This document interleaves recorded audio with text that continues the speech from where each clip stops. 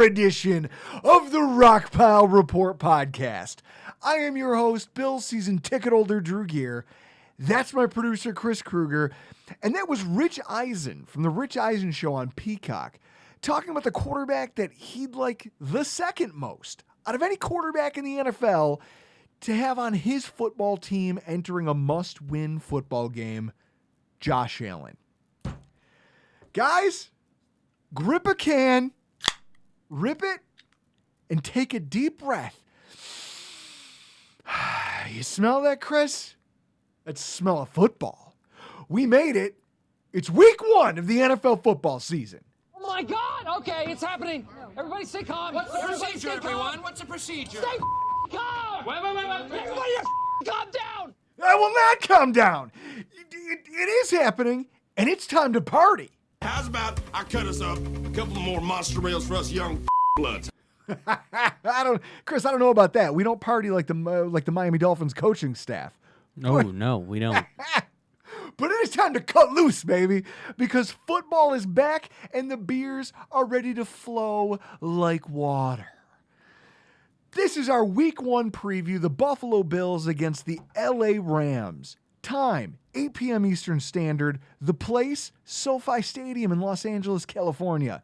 The weather, clear skies, 83 with a mild 10-mile-per-hour wind. The line as of today is that the Buffalo Bills are 2.5-point favorites. Road favorites to open the season on national TV. Here's your injuries to watch. For the Los Angeles Rams, it's going to be wide receiver Van Jefferson, who's coming back from knee surgery. Hasn't practiced in 3 weeks. Cornerback Jaylen Ramsey, shoulder surgery recovery. Just a week ago, admitted to Pro Football Talk he's not 100%. Something we're going to discuss here in a minute. Strong safety Jordan Fuller hasn't played in a single preseason game and is still ramping up from offseason ankle surgery. Quarterback Matt Stafford, tendonitis. He's going to play, but hasn't spent more than 3 weeks in actual team drills, much less live game action. And for the Buffalo Bills, Jordan Poyer looks like he's ready to go, barring any setbacks. Isaiah McKenzie got tweaked in Saturday's practice. He should be available for Thursday night. And on the call, Chris, what do we got? Mike Tirico and the slide-in, Chris Collinsworth. Now, folks, if you're listening, that song you heard, that's Thunder Kiss 65. White Zombie. Chris, Fantastic song. Music. Like, there's some songs that, like, I don't know if you've ever noticed this. Like, there's some songs that just equate to, like you listen to them for almost for specific purposes. I don't know if that's how you want to frame it, but it's kind of what it is, right? Yeah. Like, there's people have fight music. You know, I have certain songs I only listen to at the gym. Yeah. I'm sure you have certain music you only listen to when you're driving. Correct. Okay. And then when I'm looking for a fight, I only drink fight milk. Fight milk. Or riot juice. It's made with real crow. Yeah. Like, there's real crow in It's a there. crow's egg. It's a crow's egg. It's funny. I don't know if you've ever picked up on this.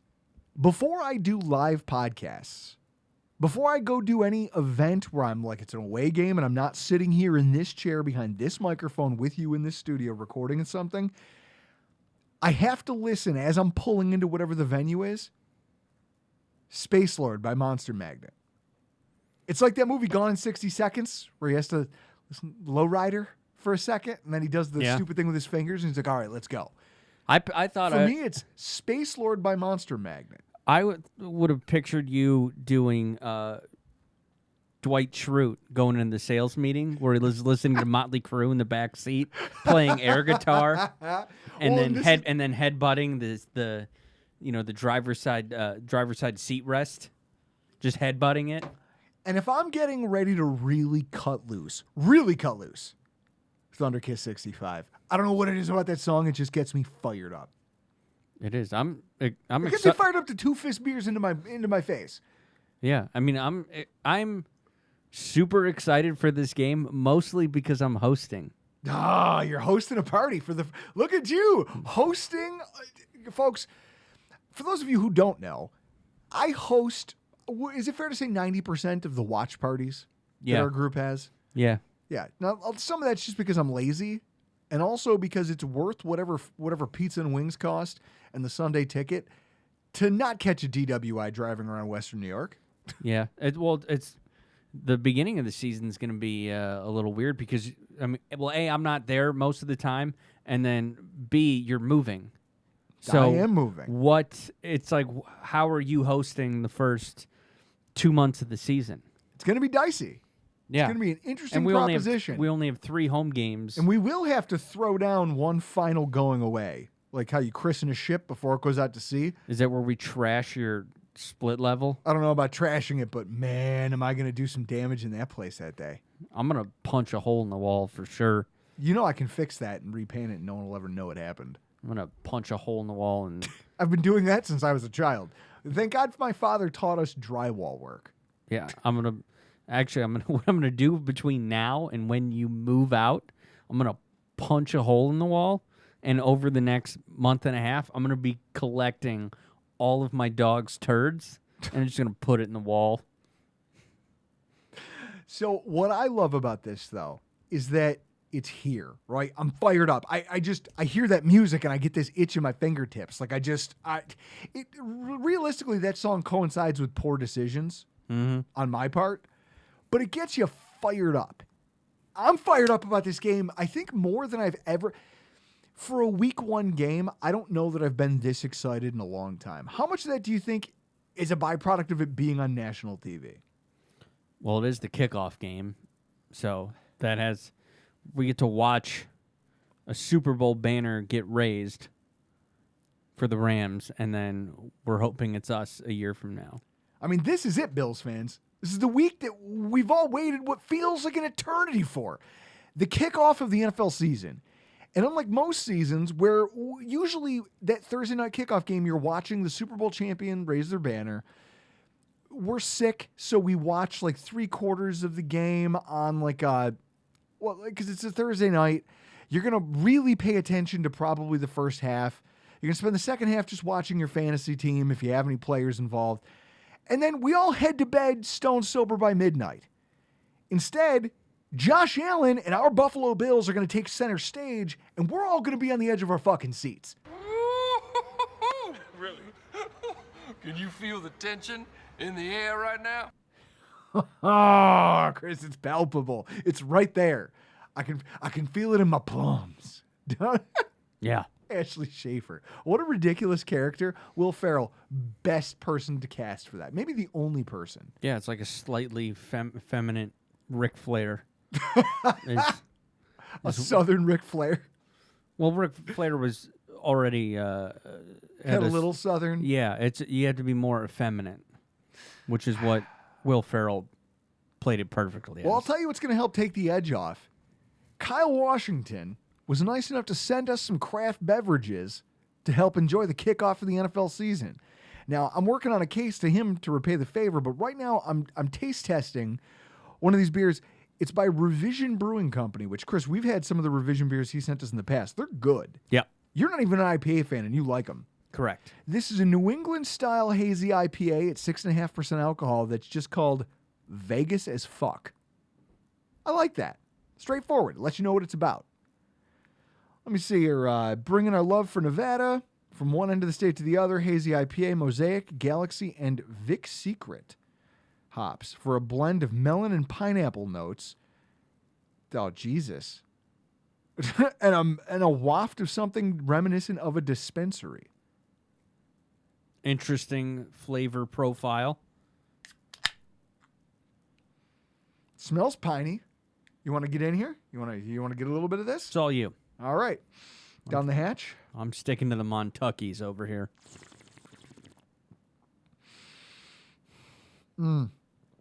Oh, it's piney. It's one of those IPAs. It's fruity on the back end, though. I like that. For being a hazy one, I like this. It's one of those beers where, like, if you hold it in your mouth and you breathe in and out through your nose, it smells like you're in the forest. All right. This is going to be a fun one. I've got Montucky in one hand. I've got an IPA in the other. It's time to start talking about this matchup. It's always hard to scout a team for week one, right? Because there isn't a body of work. There's nothing that you can look at. There's no film to watch. And all you're left to do is prognosticate and project based on the previous season for the most part, right? But then at the same time, teams morph their approach, or at least try to change their approach to the game of football, even if it's just subtly, every single offseason. Exhibit A, the 2021 Buffalo Bills. They went into week 1 against the Steelers last year deciding that we don't need fucking balance. Balance? What balance? We threw the ball 51 times. That's crazy. Like, what's the most? Do you think that qualifies as the most? Like, okay, we're going to do this experiment right now. What do you think the most attempts Jim Kelly had? In a game? Jim Kelly, Pro Football Reference. What do you think over the course of the Super Bowl era, when the Bills were good and had a roster that could compete built around him, what do you think the largest number of attempts I'd that say he had in a single game was? my guess would be 45. It's 1987, 88, 89, the Bickering Bills. He had 44 once. Through 1990, he never threw the ball more than 40 times. His highest was 37.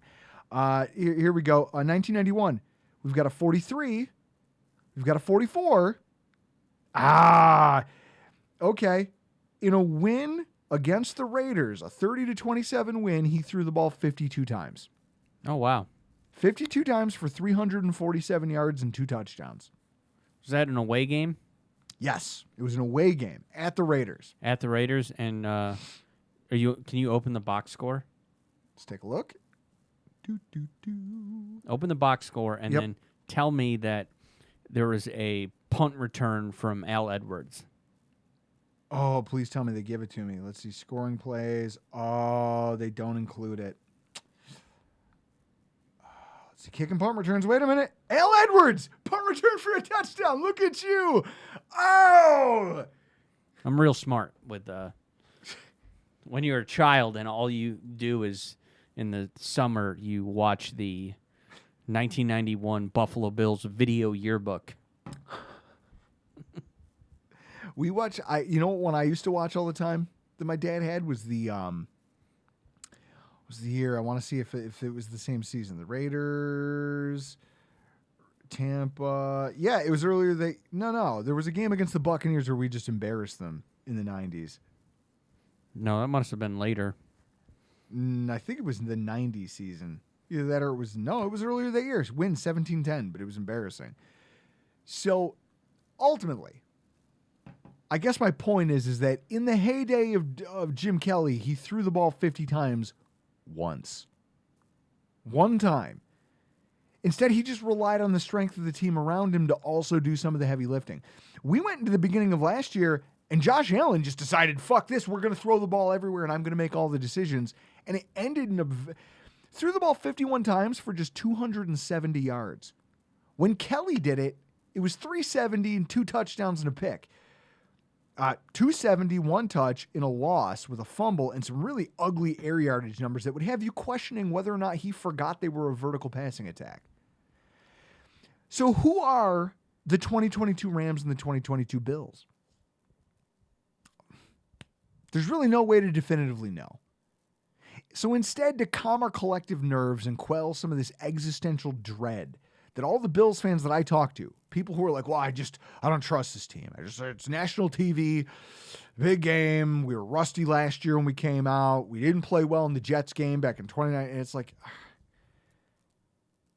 Chris, are people here just against the idea that the Bills might be good because they haven't seen it in 30 years?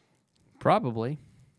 Like, I think that might be it. You haven't seen a competent football team that just goes out and takes care of business in 30 years.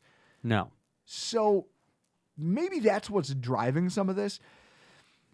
But so in order to try to get over the hump and make some of you at least understand what you're looking at, I'm going to open up another Montucky Cold Snack sitting here, and we're going to take a look at what we do definitively know about each team, or at least about our opponent ahead of this matchup that's going to take place in front of the entire fucking country. Do you want to open the refrigerator and toss me a Montucky? I would love to toss you a Montucky. This is like... Cold snack coming. Yeah, toss it. Caught it. I love this Now it's dynamic. going to spray everywhere. I love this. You need to spray it like Tweeter in Varsity Blues. And with class, I'll pour it in a glass. So if we're talking about the Rams, the Bills, we've gotten a lot of ink spilled on our behalf this offseason. We're going into 2022, the Super Bowl favorite. But the Rams are no slouches. They have Vegas' fifth best odds right now to repeat as Super Bowl champs, which hasn't been done. Back-to-back Super Bowl titles. Patriots? Patriots, Cowboys. Both of the franchises can fuck off. I'll see them and this Rams team in hell. The Rams still feature legitimate star power, and they also have one of the NFL's most meticulous head coaches in Sean McVay. And he's been the architect of some of the most innovative motion-based offenses the NFL's seen in years. If we want to start there, this dynamic scares the hell out of me, Chris, because we're talking about McDermott. We love Sean McDermott. He's obviously a quality NFL head coach. At the same time, even though he and Leslie Frazier are a formidable pair when it comes to crafting some of the league's best defenses, when he goes up against offensive coordinators and coaches who mix a significant amount of pre-snap motion and deception into their play calling, the statistics and numbers are pretty ugly. Back in 2019, he went 0-1, losing to Doug Peterson in a game that my dad came out there for, and Paul Williams from England came and tailgated with us. The Eagles throttled us in that game. I mean, they tried to make a late comeback attempt, but it was clear the Eagles were the more cohesive team. Even though we had the better defense, didn't matter. Didn't matter. Doug Peterson had his way. 2020, the league's second-ranked scoring defense, we went 2-3 against good offensive coordinators, losing to Andy Reid twice and Cliff Kingsbury. Cliff Kingsbury is not a winning head coach in the NFL. That was that Hail Mary play, right? Hail Mary play. 2021, the number one ranked scoring defense. We went 1-2 against strong offensive coordinators and coaches, losing to Andy Reid and Bruce Arians. Like, I don't know. Regardless of the defensive talent that he has available to him, McDermott has found ways to come up short against this type of coaching staff over and over and over again. And even his last victory over Sean McVay required a ridiculous comeback, a Herculean comeback effort on the part of Josh Allen and our offensive staff, and also some ill-timed penalties. Yeah, that was the game that we were beating the shit out of them and then lost it, and then won with like 12 seconds left. Yes. And then people said, that shouldn't have happened. This should have been a PI call. Yep. Well, they said it shouldn't have been a PI call. They said what it should have been was, like, they said there's no way that you didn't call PI like that. Or I don't even think it was PI. I think it was defensive holding, automatic first down, and then on the next play we scored a touchdown. Yeah, we were up 28-3 in that game, and then blew it. Yeah. So it's going to be interesting to see in the wake of our latest heartbreaker to, again, a strong offensive mind who outfoxed and either that or just under-panicked Sean McDermott. Like, I feel like McDermott gets panicky in moments like that. He can. Andy Reid didn't blink. He just said, fine, we're going to keep calling plays. I trust my players. I think we're going to score. Let's go run some shit and see what happens. Do you believe, Chris, that with everything that McDermott has endured over these last two seasons and the way that each one of his seasons has kind of unraveled at the end, that he's learned how to change this narrative? Or do you think he's still susceptible to this? I think he'll change. I think, because I don't know, because I think Ken Dorsey is younger than Daboll and more fit. So if McDermott says, like, no, let's go a little conservative and run this play, I wouldn't be surprised because we saw that clip that was tweeted at us about Ken Dorsey being a psychopath, that Ken Dorsey will get in McDermott's face and challenge him. I think that he It's kind of like I don't know about challenge him, but I don't. I get where you're coming from. No, what it is, it's like Will Ferrell in that sketch with Pierce Brosnan, where he wants anybody from The Office challenge me, and then out comes Chris Parnell. That'll be Ken Dorsey, except he wins. Mr. Tarkanian, I've been doing cocaine and lifting weights all day, and Yeah, Scott Jorgensen, I love it. I'm actually gonna murder you. Yeah. No, I look at it like this. I think that Ken Dorsey doesn't take that job if he doesn't think that he's going to be allowed to be his aggressive self. I don't see a universe where that takes place. But also, I need to know that Sean McDermott isn't going to interfere or blink or panic in big moments against these types of coaches. So it's a really good litmus test for him right out of the gate.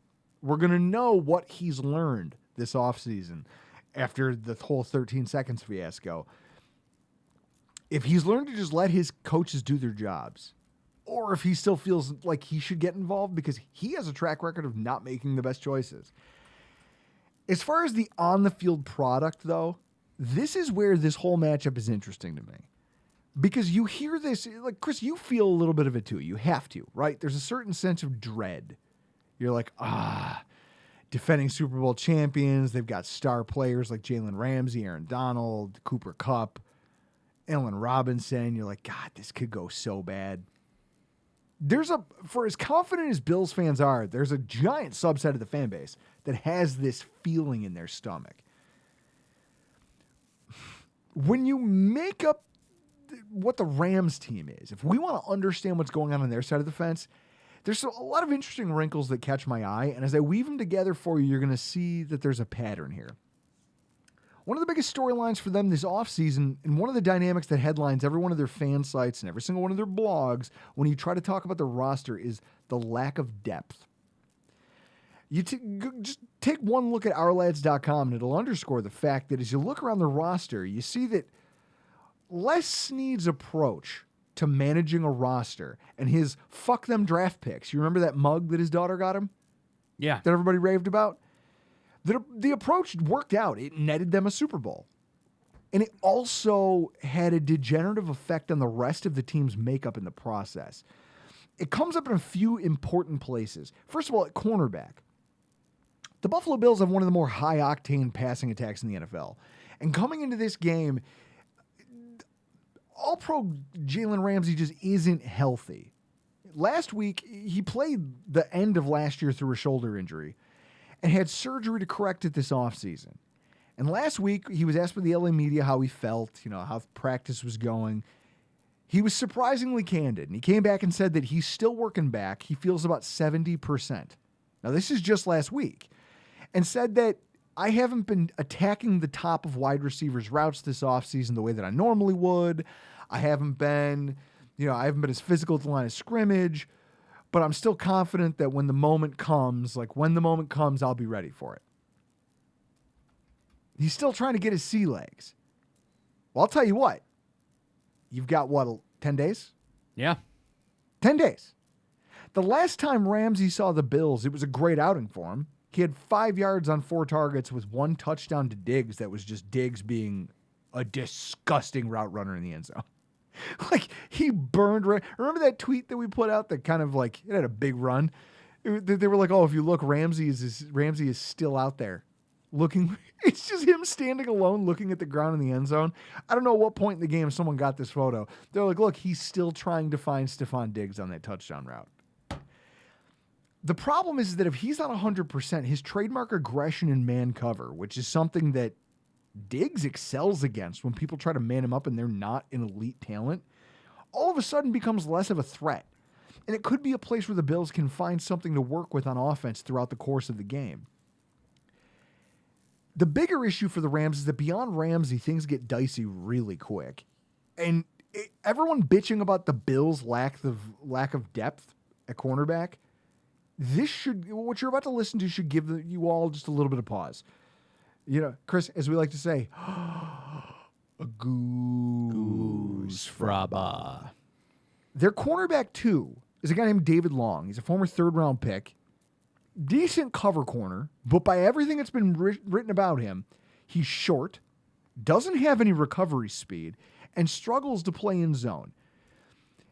So he has to play man press defense, but he's shown issues with bigger wide receivers. Chris, if Jaylen Ramsey is glued to Stephon Diggs' hip, doesn't it sound like he probably Gabe Davis then is his assignment, isn't it? Yeah, it's a big fella. According to TurfShowTimes.com, he was noticeable last preseason because that Super Bowl defensive unit was so good that David Long's mediocrity stuck out like a sore thumb. I can't imagine he's all of a sudden become an all-pro in one offseason. What's worse about him is that his cornerback 2, he reminds me a lot of Levi Wallace when I look at his numbers and the way he seems to play the run. He's got a ton of missed tackles and just 10 run stops and 158 rundowns that he played in 2021. Which tells you that when he's in the hole and he's asked to come downhill and fill, he plays the run like a guy wearing Sperry's, Floods, with a polo tucked into his fucking chinos. Well, what do I got over there? I was going to say, I think I just described half your wardrobe, didn't I? I have right in front of my desk, I got 3 pairs of Sperry's. Yeah, he plays the run like Chris Kruger. Meanwhile, their nickel corner, Troy Hill, former undrafted free agent of the Bengals, recent cast-off of the Browns. The Browns don't want you. You're probably not good, right? I mean, well, how many women did he touch? Out of bounds, sir. If I had a flag, I would throw it. He's going to open as their starting nickel. And his 2021 stats are harder to look at than you out in the lawn mowing shirtless, Chris. Allowed a 100% catch percentage 4 different times last year. 434 yards allowed, which doesn't seem bad for 14 games. But when you take a closer look at the numbers, they could have been incredibly worse because the 4 games that he was targeted more than 5 times, he gave up 298 yards, which is more than half of his total yardage for the season. 3 touchdowns, no pass breakups, and a lot of QBR when targeted of over 101. Basically, when teams game planned for him and said, hey, here's a weak link, and they picked on him, it blew up in his team's face. And then beyond those 3 starters, the rest of the secondary consists of a former 4th-round pick with 3 decent starts to his entire career and 3 rookie draft picks that got taken from the 5th round to the 7th round this year. No depth. Throw in some average safety play, and this secondary might be well coordinated, but the level of talent is definitely skewed in the favor of Buffalo. Now, Chris, this is what happens when you keep trading away top-flight draft pick after top-flight draft pick, and then you pay Jaylen Ramsey while letting previously drafted talent like Darius Williams walk in free agency because you can't afford them anymore. I like the idea of trading picks to win a Super Bowl. Sure. And Just give me one. And they won their one. Yeah. And it's a risk. This is what comes next. It's almost like that Rick and Morty episode when they were like, this is what you don't get to see, Summer. This is the aftermath of Rick's adventures. Like, all you get to see is him blowing up planets and saving the galaxy. What you don't get to see is the universes in shambles that he leaves behind. That's what Les Snead has kind of done to this roster, right? You take a look. You've seen teams make crappy secondaries work, but they need front 7 talent. And unfortunately, they're also lacking there. The Rams linebacker core has Bobby Wagner, who was pretty bad down the stretch. That's why Seattle let him go. A coverage linebacker in Ernest Jones, who really isn't effective against the run. And then 3 rookies. Do you see a trend developing here as we kind of look at their depth chart? Yeah, rookies. Rookies and mediocre players. The Rams backed up the Brinks truck for Aaron Donald just to get him to not retire. Like, he started talking about potentially retiring now that he won a Super Bowl, and they paid him more money to get him to stick around. So they've got arguably one of the best defensive linemen of the last 15 years, and some really nice compliments on the interior of the depth chart that are stout against the run. Guys like Ashawn Robinson, who's basically like a stump. He's very hard to move. But there is nothing behind them. When you think about the Bills, you're used to watching us, Chris, rotate on like a 50-50, 60-40 split. Yep. That's why we kept, I think, 9 defensive linemen in total last year between tackles and... Something like that. Okay. So this season we kept fewer, but every season the Bills are looking to rotate their linemen from ends to tackles. Nobody plays more than 65%. That's not a thing that happens. You take a look at what's going on with the Rams. Like, there's no depth behind them. What is this? Robinson, Aaron Donald, and this Ernest Gaines, something Gaines. I don't know. EJ Gaines. No, that guy, he was a former Ram too. They played almost all the snaps last season. The backups on the roster registered less than 10% of the snaps. Now, maybe they just really love those guys. I would never take Aaron Donald off the field if I was playing Madden. Correct. But I'd have to think that maybe they'd rotate more to try to keep him fresh in the later portion of the game when you need to close things out, if they had any depth worth talking about. That dynamic goes a long way to explaining how, despite fielding a Super Bowl caliber defense, the Rams allowed the 8th most fourth quarter points in the NFL last season. Guys on the field deep into the game in the fourth quarter where they don't have rotational help just aren't as effective.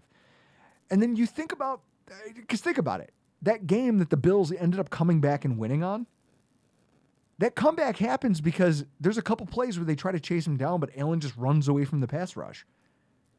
Those guys are gassed. They've been chasing him all day, and there's no one coming in to rest them or spell them. That's cool when you're going after a quarterback who stands in the pocket like a deer. It's not going to get you a bull moose like Josh Allen. So, I know that you think I'm yammering here about, they don't have this, they don't have that. Okay, fine. Maybe you don't believe me that their defense just isn't as deep and isn't as talented as anything they put out last season. For all my yammering, here's the cherry on top of the sundae that I've been scooping together for you in regards to their defense over the last 15 minutes. In 2021, NFL football teams averaged 23 points per game, per team, per week, over the course of the entire regular season. The under-over for this game, I believe, Chris, has changed. It was 54 points, and now it's, 52.5? Check that for me. According to my Yahoo Sports app, Bills favored by 2, over under 51.5. Okay, so it's moved even farther down, which is what it should be. But hear me out. Having a conversation with Ryan Lasel from Rock Sports, he pointed out to me that based on the line and the Bills at the time being favored by 2.5 points, that meant that Vegas odd makers expect that the Buffalo Bills should score, if the line was 54 points, at the time we're saying they should score 27.5. That's more than half a touchdown better than the NFL average last season. That doesn't happen if the Rams defense was terrifying, right? They wouldn't be prognosticating that the Bills are going to score 4 touchdowns if they thought the Rams defense was good. Makes sense. And these are guys who make their living doing this. So just food for thought. And then let's switch sides of the ball here. Let's talk about the Rams offense, because it's interesting. They've got 2 stellar wide receiver talents at their disposal and an offensive line that's shuffled from last year with the retirement of Pro Bowler left tackle Andrew Whitworth. But it's still plenty capable. And most importantly, athletic enough to pull off a multifaceted approach to offense. They can both run with power, they can pass protect well, they can zone block. 2 years in a row, they've had the NFL's top success rate on first down, meaning that they get at least 50% of the necessary yardage to obtain a first down, better than any other team in football. This is in part because they can both pass protect and run block well, so from a play calling perspective, they keep everybody on their toes. And a lot of it has to do with their varied formations that Sean McVay comes up with and the pre-snap motion, right? They bring guys across the formation. Now it comes into a linebacker's coverage zone. that linebacker now has to shift over to account for that guy. And then they run to the short side of the formation where your linebackers just shifted away from. Like, that's it. That's the nuance of the offense, but it sounds simple, but it's incredibly hard to defend against. It's a bitch of a thing to try to snuff out because if you don't follow that motion man and he leaks out into space and catches and runs, that's your fault as a linebacker. If you're trying to play assignment sound football, you have no choice but to pick up that motion guy and hope that it's not just eye candy. Or that if it is, and they do end up handing the ball off, that you can recognize it and then recover fast enough to do something about it. Most teams can't. But most teams aren't the Buffalo Bills. Most teams don't have a Trey Edmonds and a Matt Milano and a Teron Johnson. And that rookie. Who's the rookie linebacker? Bernard. We'll see how he's utilized, but they don't have what we have, right? It's one of the things that's made Sean McVay so special in this league is that he uses this to just absolutely punish other NFL teams. But when you look at the makeup of what they're putting out there to try to operate this same attack, they're not perfect. Kupp and Robinson going up against young cornerbacks like Elam and Benford is I'll admit it, it's a fucking terrifying concept. Especially when you consider that off-ball coverage is something that the two of them are still learning how to do at an NFL level. And if they give these guys too much cushion, these high-level pros are going to eat up every bit of cushion that they're given by these guys. And if they make a play in front of you and then make you chase and run, like that's it. If you're flat-footed, your eyes are slow at the snap, these guys could get eaten alive by these two wide receivers. Our whole cornerback room could get cooked in this game if they allow that to happen. How concerned are you, Chris, about that dynamic? It's probably the only game I'm concerned about with Benford and Elam is one of them having to cover Kupp. It's going to be... I mean, I feel like if Elam is covering Kupp, based on what we know about him from training camp, where they had to put, boxing gloves on him, I'm afraid that... He's just going to keep cheating. That's going to keep happening. Yeah, but who cares? And we get... Fuck them. The Ravens... The Seahawks. Get holding calls, and then you spend the 70% of the game trying to flip my pool table. So, with these kids, I'll talk about it in a minute, but with these kids, I'm willing to take the approach of the Seattle Seahawks Legion of Boom, where it's, fuck it, let's cheat on every play. Every play. They can't flag us every time. They can't flag us every time the ball gets thrown. Get your hands in there. Get a little dirty inside that 5-yard window. Allen Robinson is not a physically imposing receiver. Cooper Kupp is not a big guy. He's a nuanced runner. Get in their face. You're young. You got nothing to lose. If you don't cover them well, no one's going to blame you. Right? Get in there. Fucking mix it up. There is no tomorrow. When you get past the two of them, though, they're really light on proven offensive threats. I say this because Van Jefferson, I don't know, he's an unknown as to whether or not he's going to play in this game. He's missed almost a month of practices. He had a knee cleanup. He had knee surgery and then had to have a cleanup done because he hurt his knee again in like the middle of training camp. He hasn't practiced in almost a month. I think it's a tough ask for that guy to ramp up all of a sudden and be ready for week 1. Don't you? Yeah. Okay. So no one beyond that has much in the way of NFL experience or production, given that they lost Robert Woods this offseason in free agency. And I think that this is this is a big thing to this game that people are underestimating.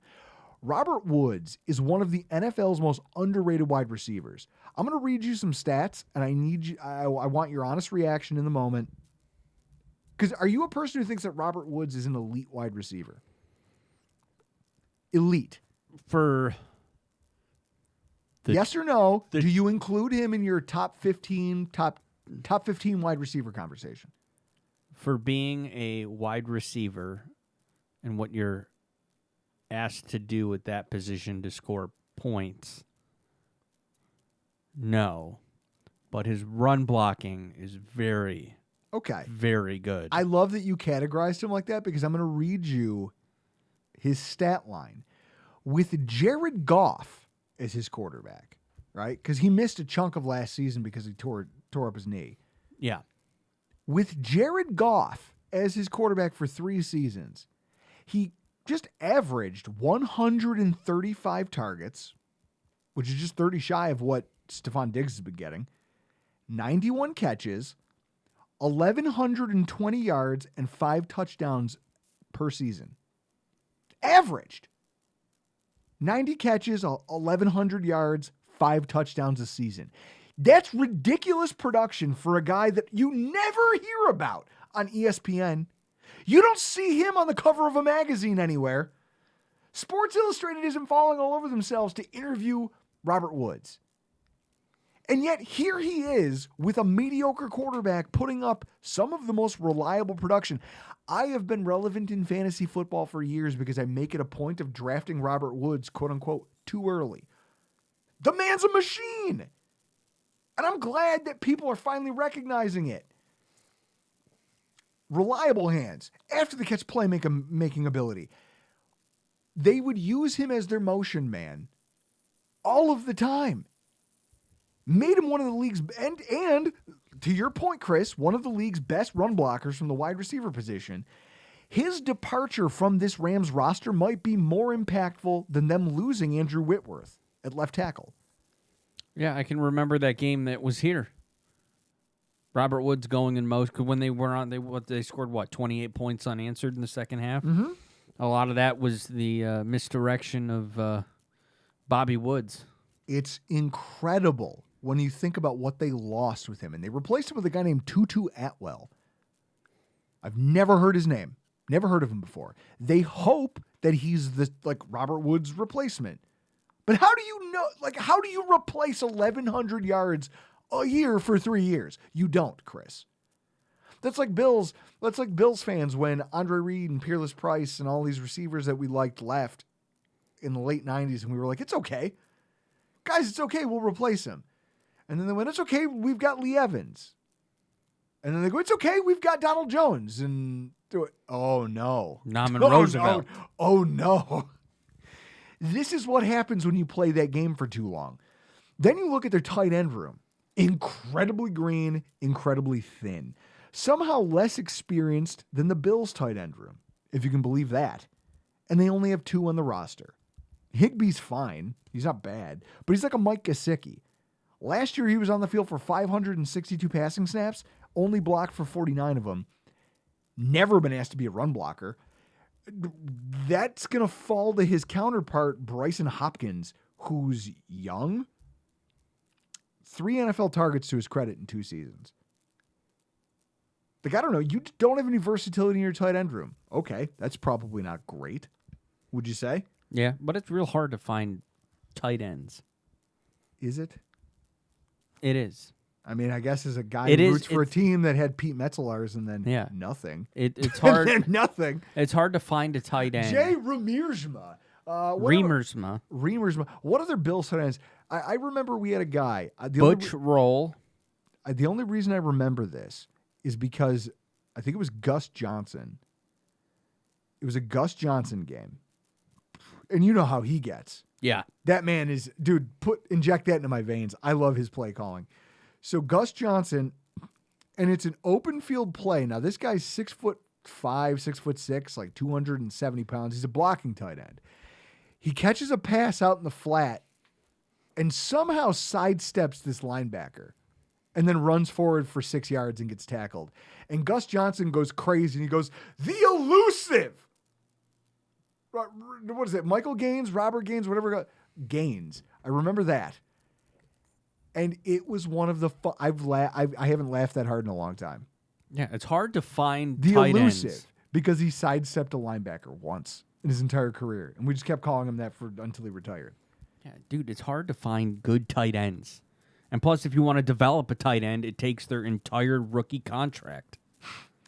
And their rushing style is going to be different because of these other nuances that played out in front of them.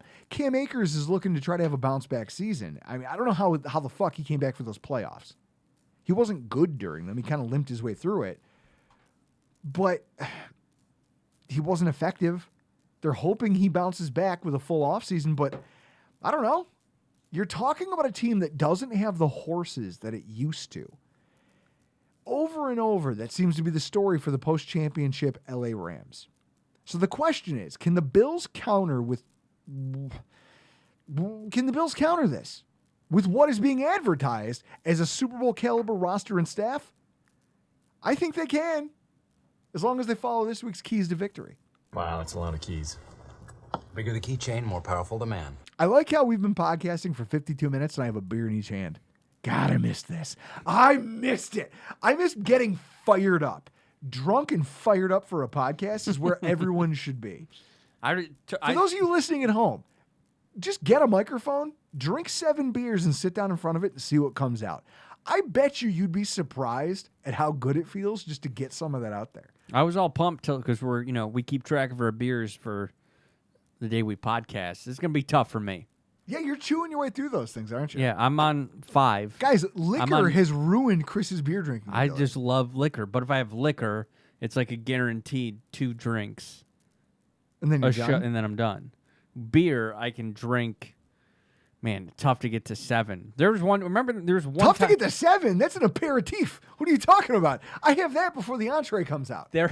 There was, when I had my old job, I think like Christmas might have been on like a Sunday, and then we had like Monday, Tuesday off, which was like a recording night. Mm-hmm. And I remember I'm like, all right, I'm going to compete with Drew. And I remember I got up at 8 o'clock in the morning. Did I Shane Gillis you? Yeah, you did. I got up. I remember I got up at like 8 o'clock in the morning, and I was like, all right, we're going to break this out. I'm going to have a beer at 8 a.m., 10, 12, 2, 4, 6, and then after 6, just go from there and have some. I think you won that night like 11-9.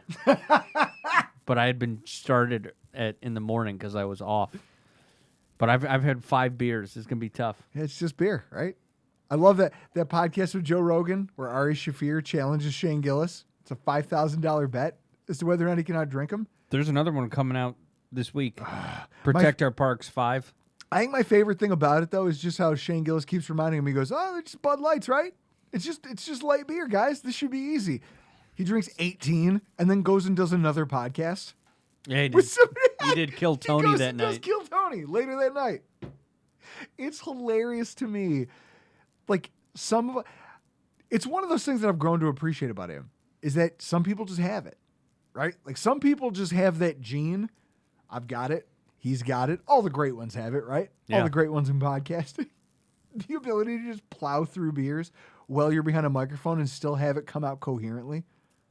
Although I think our listeners kind of know when I come off the rails, don't they? Yeah. Yeah. Just go back to that episode with Nate Geary from the summer where you drank Blue Note. I just like how Nate looked at me at one point. We both stopped. He goes, "Another podcast derailed by bourbon." That'll happen. Keys to victory. First of all, one of the biggest wild cards in this entire matchup, the health and the rust of Matt Stafford. I'm happy that Vegas is walking back the over-under on this game because a lot of it has to do with the fact that, like, if you're expecting, like, when the line was 54, that means that you're expecting both teams to score in the high 20s. The problem is that you're talking about a Rams team that has a quarterback who has not practiced. Like, it's one thing not to play in the preseason. Justin Herbert has never thrown a preseason snap, I think, until this year. Did he play in the preseason this year? I have no idea. Call in if you know. He's never played, he never played in the preseason and he broke rookie passing records. So obviously the preseason doesn't matter as much to real season performance. But one thing that does is being able to actually work in 11-on-11 drills and practice with your team. Get your timing down, especially when you have new wide receivers, Chris. Especially if Van Jefferson might not be available and you got to play with a fourth stringer that you probably haven't utilized in over a year. You haven't played catch with this guy. So when that happens and you find out that just 2.5 weeks ago, he finally started working with the rest of the team in 11-on-11 drills, how much rust is there to knock off on this guy? It's got to be a lot.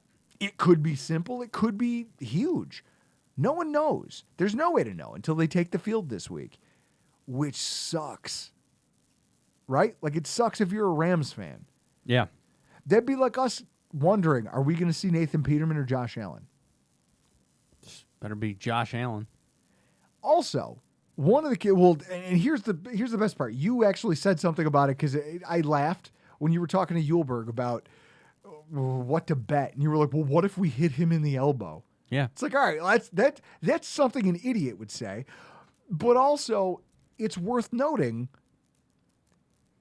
are you more susceptible to the pass rush when you're rusty and haven't seen a live pass rush, even in a practice setting, for more than 2.5 weeks? I mean, Stafford's a pro. He's been around for, 12, 13 years? You have all 12, 13 of those years been great? No, they were in No, he's played a lot of garbage football. They were in Detroit. He's been a guy who's played a lot of garbage football. No, well, there's, who the hell, what's his name? Rob Parker from Fox Sports. Mm-hmm. He likes to call Matt Stafford Stat Padford because he plays from behind all the time and gets the baddest stats. So I guess my thing is when I look at this and I go, okay, so he's rusty. He's still getting up to speed. He's trying to catch up. It's ill-advised to try to blitz a lot in a game like this. At the same time, wouldn't you want to put some heat on him when you can? Yeah. I want to knock him down every time. And I want some heat in his face. I want it coming from the A-gap, too. That's the thing. I want A-gap pressure on this guy because he's not Josh Allen. He's not quite Tom Brady, but he's not Josh Allen. Like, his escapability isn't otherworldly. I want to see what a quarterback who hasn't really seen much practice time, what does he look like when you put some legitimate fire under him? Yeah, it'll be nice to see where they're going to place Ed Oliver. They're going to move him around, and I'd like to see them mix some Boogie Basham in there, some Greg Rousseau in the middle of the defensive line. Like, I want to see them see what they have to do in order to just naturally generate a pass rush up the face of the offense and disrupt what is an offense is very highly based on timing. And that brings me to my second point. McDermott and Frazier and our defensive backfield versus the motion offense. You guys probably thought I spent most of the podcast talking about this narrative that the Rams are missing pieces. That it was just window dressing. Drew's rambling because he doesn't have anything else to talk about and he's trying to make us all feel better about this. I promise you that wasn't for nothing. Its importance goes beyond just our ability to match up individually with their guys, like horse v. horse, like saying, oh, well, our cornerbacks against your outside wide receivers, that's a mismatch. The thing that makes the Rams offense so dangerous has been their ability to manipulate and threaten a defense and dictate play to you by picking their most advantageous matchup, right? They'll start out with tightly grouped pockets of skill players. 3 wide receiver bunch near the line of scrimmage. Kind of masks their intentions and blocking assignments and allows them to get away with not only generating natural screens, but also throwing short and intermediate concepts that generate sizable gains because you can't get to them. If they run a bunch formation and the first 2 guys at the top of the stack block outwards and that second guy catches a bubble screen and starts running, by default, you get 4 to 5 yards. When those plays get executed with, properly, it makes now you start drifting to the outside, going, okay, we have to try to cheat in order to make up for this play design advantage that they inherently have, and then they hit you with a run up the middle because you moved your linebacker over 5 feet. This is what's made them successful forever, right? Yeah. They also use motion across the formation with wide receivers, with tight ends that are meant to pull your linebackers laterally across the formation based on the threat of a new receiver entering your zone area or whatever it may be. And then they just run to the place that you vacated. Or if you guys shift over too far, you guys really buy the fact that they're going to throw to that side of the formation. They'll run a cutback to the other side and there's no linebackers there to. Like, you can't run all the way back across the defensive front 7. At least not before they've gotten 6-7 yards. Mm-hmm. They've manufactured efficiency based on this ability to disguise what they want to do and dictate play. You don't get the same dynamic threat when these moving pieces that are supposed to supply the eye candy aren't credible threats. When it's a Tutu Atwell instead of Robert Woods. Am I supposed to buy... Am I, as a defensive coordinator, supposed to believe that this guy that's never accomplished anything in the NFL is going to be just as good as Robert Woods? Or are you more likely to make him prove it to you? I'll be interested in the communication between Benford and Elam when Rams go in motion. Make sure they got that communication down. See, well, and some of this can be mitigated, right? Like, I don't know. All I know is that given the way that McVay has found success in this league, I don't think he's going to change. I don't expect their offensive approach to change. I think that they're going to continue trying to be what they have been. They're going to roll out the same pre-snap motion concepts. They're going to stack their wide receivers. They're going to run stacked formations to artificially generate free releases for the wide receivers and force their DBs to chase and tackle. I also expect them to run, I don't know, try and use their limited tight end depth to confuse linebackers, force on-the-fly adjustments. It's going to be on our staff to have a more exotic plan in place to manage that while keeping their front seven playing assignment-sound football.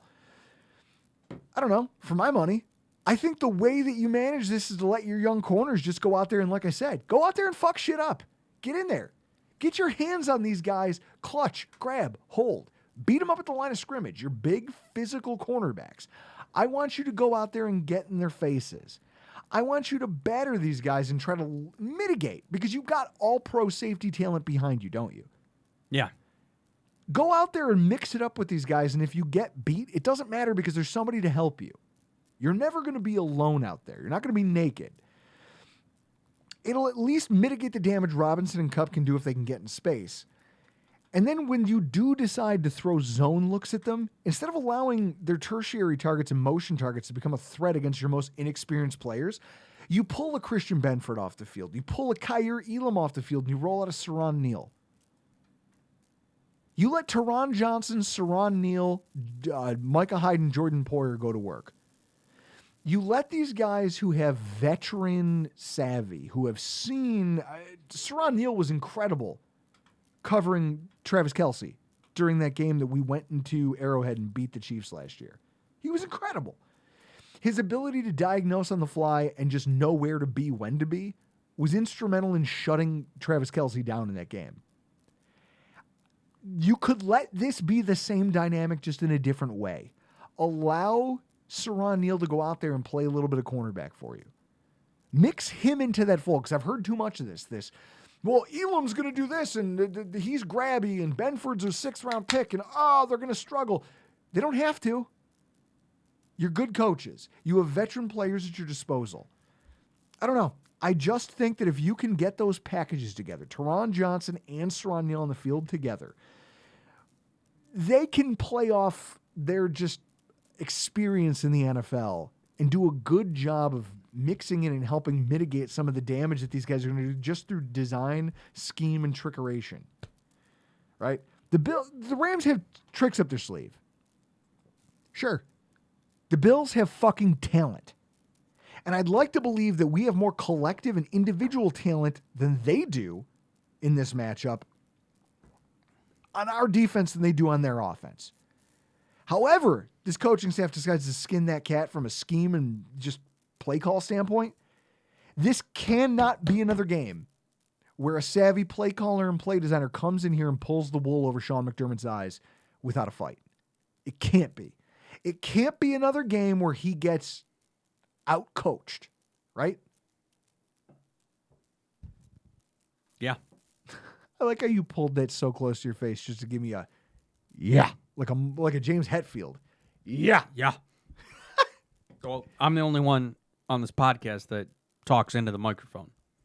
I talk at the microphone, just like I do most people. I talk at you. There's no conversations to be had over here. It's like Bill Burr said. He goes, listen, you guys will think I'm angry. You guys think I'm domineering. I'm not. I'm not an asshole. I just have a lot of ideas, and I need you all to hear all of them before you get to talk. You think that would be one of your wife's favorite qualities about you? Oh, I really love when my husband talks at me. Did you just spill beer? Did. God. Yeah, we've reached that point in the podcast, sir. I'm what? 3, 6, 8. Oh, yeah, we're getting in. Almost to double digits. We're well on our way. Ken Dorsey versus the depth of the LA secondary. Before week 16 last season, nobody out there. Most notably, the dickhead in the chair across from me, right here. Yeah, I'm talking about you, fuckface. Gave Isaiah McKenzie credit as a true wide receiving threat. He's not. When faced with a Patriots team that had too little slot talent to match up with the speed and savvy of the players that the Bills could deploy out there, he put on an absolute show. Cool, you did it once. Okay. This game has a very similar feel to it for me. Jaylen Ramsey is gonna give whoever he's lined up across, most likely Stephon Diggs, a real uphill climb towards finding production. And I'll say this, if you're gonna go at Ramsey, I talked earlier in the podcast about how he's not 100%. Given his lax offseason, his ramp up to full health that he's currently on, I would test him early. I'd send Stephon Diggs out there and I'd say, listen, our first possession, I want you to run with a couple really physical routes in mind for man-to-man coverage, because that's his specialty. I'd say, listen, go out there and hit a sharp comeback route. Maybe a really hard-breaking deep in route that's going to require him to not only run with Stephon Diggs, but then try to wall him off physically and get his hands on him and keep him from getting to the spot where his wide receiver can cut across the face of the safeties, who are going to be playing in a too-high shell, right? Like, you know they're going to do that, right? Mm-hmm. Let's go out there and test Jaylen Ramsey and see how he feels. Do it early. But the good news is that you don't have to try and hammer away at this thing, because there's plenty of meat on the bone elsewhere to manufacture your offense. McKenzie, Crowder, Cook, Shakir, they might be our best shots at putting together long, sustained drives. If you can use the threat of Josh's legs and running backs out of the backfield to even just give their linebackers pause, right? Chris, every team that plays the Buffalo Bills has to keep a linebacker home just to make sure Josh Allen doesn't take off if the play breaks down, right? Yeah. They don't, but most of the time they will, or at least early in the game, because they're like, okay, we're going to try to rattle them and see if our offense can get the lead, which will allow us to play lax defense. It's all situational play calling. But by and large, teams are now aware we have to watch this guy, because if we let him take off, he has no problem shoving that weak side linebacker to the ground. Oh, Chris, you mean the guy who only is good at coverage, can't tackle worth a damn? Is he going to take on Josh Allen in the open field? No, we'll No, give it's- up. it's Where Allen will jump over him. It's probably a bad idea. So they're going to have a plan for what to do just by nature of who our quarterback is. But then also, you've got Singletary and Cook out of the backfield. You've got guys who can catch and run, and especially with Cook, his speed is something they have to respect, and if they don't, you need to make them respect it. I look at this and I say, these guys, when you get down the depth chart, you're talking about, okay, I'm not even going to fuck with your first two cornerbacks. I'm going to attack your third, fourth, fifth guy. I'm going to make you it's like college football. I'm going to make you put these rather dubious talents on the field. Give me a couple rookies out here. Let me go to work against them with some talents like Jamison Crowder and Isaiah McKenzie. And let's see what that looks like. There is an inherent advantage to the way we're built versus the way their defense is built. I like to think of it like a boxing match. You treat these short under routes like body blows that are inevitably going to force them to not only bring their linebackers in, but maybe even a safety or two. And that's when you can hit them. That's when you swing for the chin. And you go to Gabe Davis against this small cornerback 2 on the outside. And you say, listen, if they're going to move safety help away from you, we're taking shots. Chris, wasn't that the thing, right? Last year, the 2 high safety shell fucked us a lot. I would not know. Of course you wouldn't. This team worked really hard in the offseason to build a version of their offense that can now defend against that, or at least combat that with play calling and with talent. Specific, what do they call that? Positionless offense, where you've got guys who are tight ends who could also be fullbacks, who could also be line up as running backs, and receiving threats that you can put at any level of the field. this is what we're trying to do, is make it harder for you to say, hey, we're just going to hang 2 safeties back here and dare you to try to attack us. Now we're built to attack the middle of the field. And this needs to be the coming out party of it. We have all the tools to operate a varied attack. And I haven't even mentioned Dawson Knox. I haven't said his fucking name during the podcast against poor coverage linebackers and safeties. Or the rushing threat off whatever side of the formation Aaron Donald isn't. There's an embarrassment of riches here. It's Ken Dorsey. It's on him to not let the moment get too big for him. And not to be fooled by Raheem Morris, who is he's a veteran and he's a savvy defensive coordinator, fresh off a Super Bowl win against one of the highest powered passing attacks the NFL's seen in a couple of years. That Cincinnati offense was supposed to light them on fire, wasn't it? Yeah. And it didn't. Because Raheem Morris is really fucking good at his job. Yes, tenured defensive coordinator. But Ken Dorsey has more horses than Raheem Morris does. It's going to be on him to mix his play calling. And it's like I said, it's like boxing. Work low to high. Up and down, you climb the ladder. And just climb the ladder over and over and over again until you end up in the end zone with 6. That's it. That's what's going to win or lose this football game, is his ability to execute that.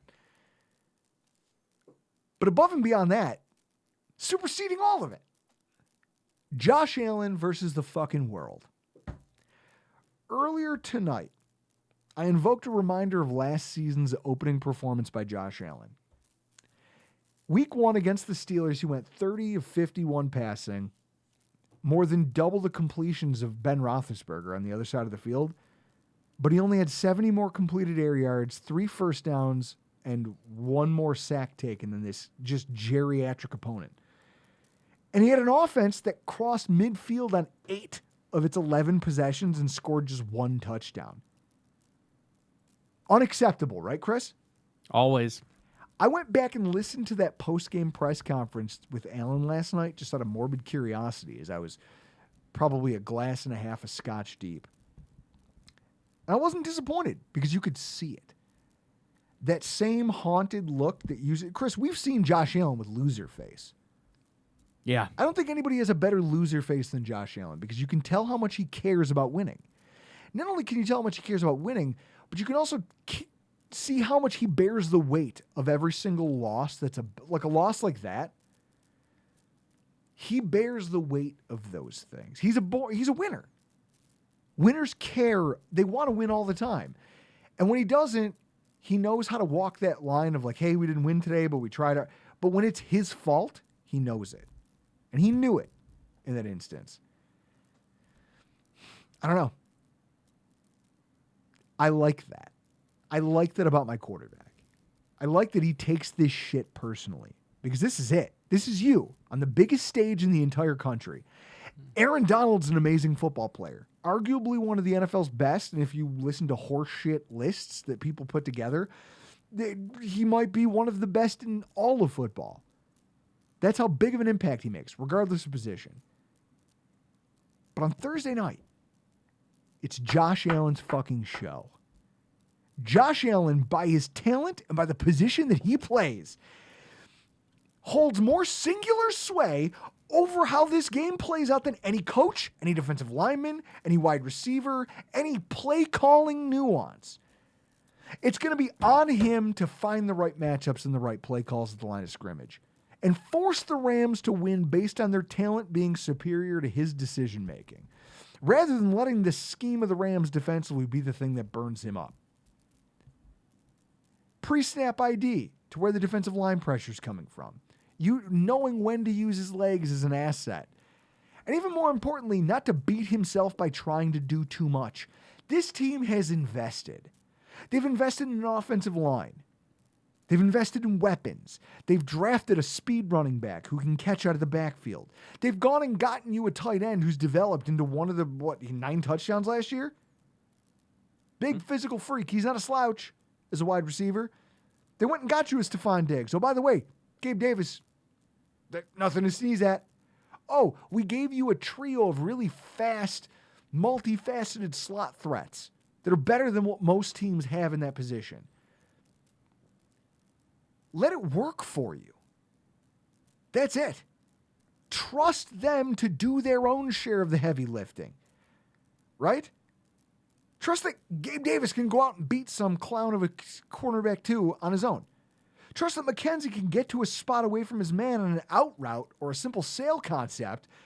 And trust that Cook and Singletary can take a check down and still get good yardage for you, meaningful yardage. He is the key to this entire thing, his maturity and continued growth. And that's going to be the story of 2022. This team will go as he goes. This game will go as he goes. This season will go as Josh Allen goes. If you think about it, in totality, we haven't talked about Buffalo at all tonight, really.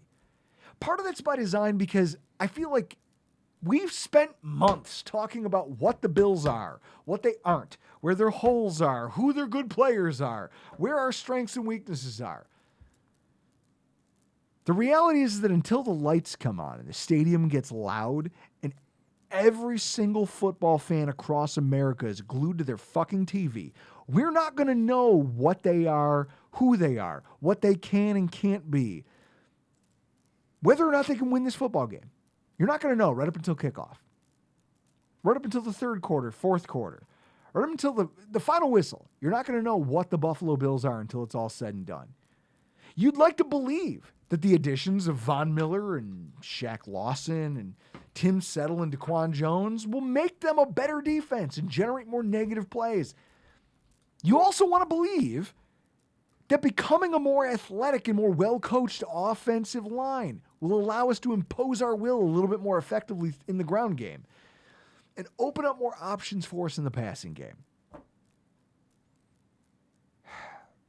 This one singular game won't define who and what the Bills are in 2022.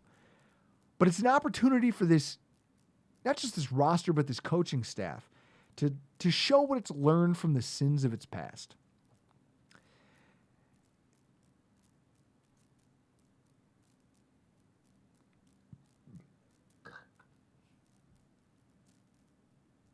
That its veteran roster has learned from these painful lessons that they've learned at the hands of the Kansas City Chiefs over the last 2 seasons. They've learned what it takes to win. And that an ever-ascending quarterback, with the entire country watching, has grown from where he left off in 2021, learned from his own sins and his own missteps for the past in these kind of scenarios, and that he can come into what might be. Chris, when you look at that opening slate of games, the back half of our schedule looks like a cakewalk by comparison, doesn't it? The whole season's a cakewalk. Compared to the first 5 weeks, the last 5 weeks look easy. He needs to show that he can come in here and hit the most difficult portion of our schedule and maybe the hardest opening month of football of any team in the NFL head on and impose his will and become, like you heard Rich Eisen talking about in the intro to this show, inevitable. The way that we want to believe that he can be. The way that you need to be if you're going to hold up a Lombardi trophy at the end of the year. I don't know how it's going to go. I'm fucking terrified. But I love the fact that you guys are all along with us for the fucking ride. I'm going to crack a second Montucky and 2-fist my way on out of here. Chris, I love this. I'm fired up. Season's here. Thursday night. Guys, whatever you're doing, wherever you're going, don't have an empty hand. If you have, I'll say this. If you buy Montucky cold snacks from Premier Gourmet, where is it, Chris? Williamsville, New York? Yeah, on Maple. It's the only one. Happen to find yourself with a Montucky cold snack in your hand, tweet us a picture of it. I've got some interesting conversations going on between me and the Montucky people. Send me a picture of you guys in your Bills gear and a Montucky cold snack. Guys, I'm scared. I'm excited. I've got butterflies. But for tonight, we got to get the hell out of here. I'm Drew Gear. That's Chris Kruger. And this has been your Week 1 preview